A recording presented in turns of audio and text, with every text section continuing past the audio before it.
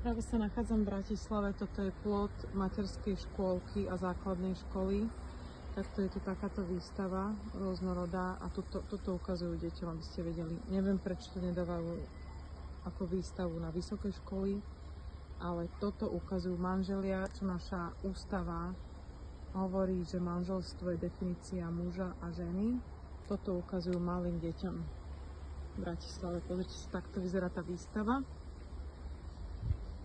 Sa nachádzam na ulici Podjavorinského. Už som kontaktovala aj pána ministra Druckera.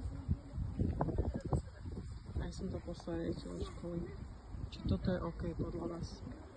Takéto výstavy na plote materskej a základnej školy.